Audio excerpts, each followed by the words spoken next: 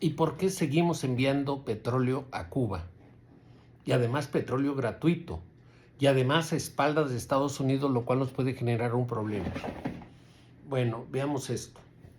Yo creo que el petróleo no va a espaldas de Estados Unidos. El primer interesado en que llegue el petróleo mexicano a Cuba es el gobierno de Estados Unidos. Por una razón muy sencilla, no está llegando el petróleo venezolano, no puede llegar el petróleo ruso, ni el petróleo de ningún otro lugar por las políticas norteamericanas, y menos aún de Estados Unidos. Luego entonces un mecanismo más o menos simpático, por llamarlo de alguna manera, es que el gobierno mexicano en una política solidaria se los envíe y además gratuitamente. Eso de gratuitamente ya algún día investigaremos nosotros en México cuál es realmente el intercambio que ha existido con el gobierno de Cuba. Pero al fin y al cabo lo que nos interesa es saber, primero que nada, que el petróleo se está mandando con autorización expresa de Estados Unidos, porque ellos tienen un problema gravísimo en Cuba.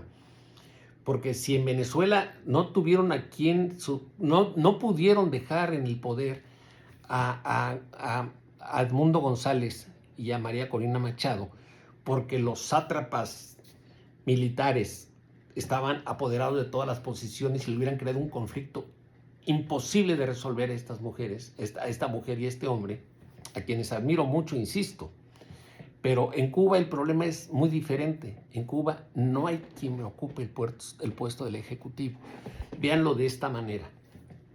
Hubo sí grandes opositores como Humber Matos, como Armando Valladares, el poeta. Ambos estuvieron 20 años en la cárcel en Cuba, que han de ser cárceles pavorosas, y ambos habían sido soldados de la guerrilla al lado de Fidel Castro en la Sierra Maestra.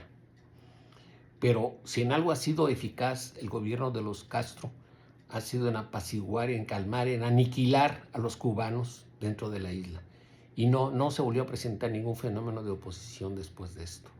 Actualmente hay un hombre, Ferrer, que el Ferrer y las mujeres de blanco, que más o menos se han vuelto representantes de una oposición tranquila dentro de Cuba. Bueno, y Ferrer tuvo que salir huyendo ya en 2025, de tal forma que no hay nadie dentro de Cuba que pueda representar una oposición. Pero dirían ustedes, bueno, pero fuera de Cuba también. Lo que sucede es que fuera de Cuba, los cubanos actuales o ya nacieron en Estados Unidos o ya son muy grandes y ya no les interesa participar en la política de esta manera, y menos regresar a un país con esta enorme tragedia que van a encontrar donde todo está destruido. Las fábricas no tienen elementos para echarlas a andar, no hay forma de trabajar con esto. Y sí hay cubanos muy inteligentes, y en la diáspora cubana, sobre todo en Estados Unidos, ha habido grandes políticos de origen cubano, y el mejor ejemplo de ello es precisamente Marco Rubio, el secretario de Estado de Donald Trump, el segundo hombre a bordo en los Estados Unidos, en el país más poderoso del mundo, es de origen cubano. Y él ha sido el implementador, se dice, de todas esas teorías.